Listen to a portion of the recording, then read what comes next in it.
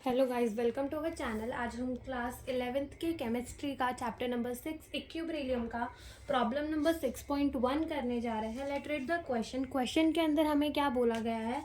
The following concentration were obtain for the formation of the NH3 from N2 and H2 at equilibrium at 500 kelvin. N2 की concentration दे रखी है, H2 की and NH3 की। Calculate the equilibrium constant, और हमें यहाँ पर equilibrium constant निकालने के लिए बोला है। यानी कि हम अपना क्वेश्चन समझते। देखो, सबसे पहले हमें क्या बोला है कि हमारे पास क्या है, NH3 से अमोनिया, यानी कि हमारा for the formation of the ammonia from N2 and H2। ठीक है, तो N2 एंड H2 एंड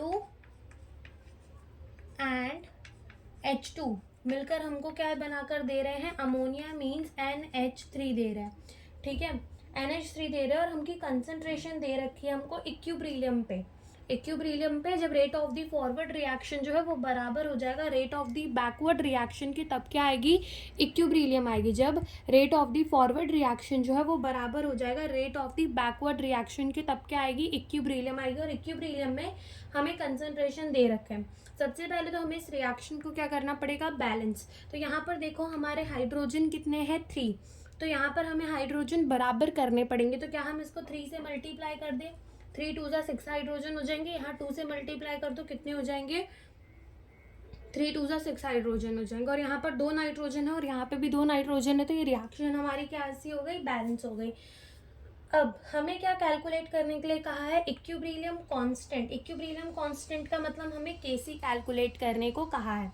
तो केसी हम निकालते कैसे हैं, केसी हम निकालते हैं concentration of the product upon में कंसंट्रेशन ऑफ द रिएक्टेंट करके।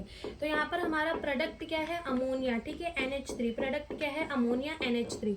अब यहाँ पर क्या लिखा है, 2 लिखा है, तो इसके क्या कर दो, पावर में 2 कर दो, डिवाइडेड बाय N2 के पावर में क्या लिखा है, N2 के पावर, यहाँ कुछ नहीं लिखा तो यहाँ ऐसे ही रहने देंगे। H2 पे आओ, देखो H2 के आगे क्या लिखा हुआ है, 3, तो इसकी पावर क्या हो जाएगी, 3 हो जाएगी। अब सबसे पहले हमें NH3 की कंसंट्रेशन कितनी दी है वो देखते हैं।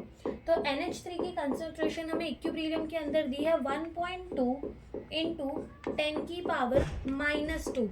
ठीक है, इसका स्क्वायर, यानी कि मैं इसको 2 बार ऐसे लिख सकती हूँ, 1.2 इंटू 10 की पावर -2।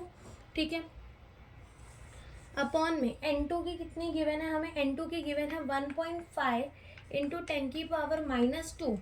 और H2 की हमें कितनी गिवन है, 3 इंटू 10 की पावर -2 का क्या, क्यूब। यहाँ से 10 की पावर -2 10 की पावर -2 कैंसिल हो जाएगा। ठीक है, अब यहाँ पर देखो 10 की पावर -2 कितनी बार है, 3 बार, और यहाँ 1 बार, तो क्या ये कैंसिल हो जाएगा और हमारा यहाँ पर 10 की पावर -2 का सिर्फ स्क्वायर बचेगा। बिल्कुल। अब जब हम 1.2 इंटू 1.2 यानी कि 12 का स्क्वायर कितना होता है, 144 होता है। ठीक है, 12 का स्क्वायर कितना होता है, 144। तो 1.2 इंटू 1.2 कितना आ जाएगा हमारा, 1.44 अपॉन में 3 3 जा, यहाँ पर 3 का तो हमारा क्या रहेगा, क्यूब ही रहेगा। ठीक है, खाली 10 की पावर -2 का स्क्वायर होगा। तो 3 3 जा क्या होगा, 9, एंड 9 3 जा कितना हो जाएगा, 27 इंटू 1.5 करेंगे तो हमारा आंसर कितना आ जाएगा, 40.5 इंटू 10 की पावर, यहाँ पर क्या हो जाएगा, 2 2 जा -4। अब यहाँ से जब 1.44 को हम डिवाइड करेंगे 40.5 के साथ, तो जो हमारा आंसर है वो कितना रहेगा,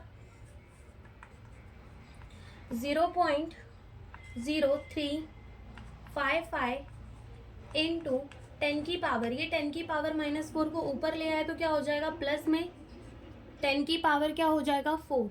अब जब डेसिमल को राइट में शिफ्ट करेंगे हम, तो पावर क्या होती है, डेसिमल को जब राइट में शिफ्ट करेंगे तो पावर क्या होती है, माइनस होती है। तो यहाँ से 1 2, ठीक है, तो यहाँ पर हमारा कितना आ जाएगा, 3.5 इंटू 2 पॉइंट हमने शिफ्ट किया 1 एंड 2, तो यहाँ पर पावर 2 माइनस हो जाएगी, तो ये आ जाएगा 2। यानी कि 3.5 इंटू 10 की पावर -2 जो है वो हमारा आंसर होगा।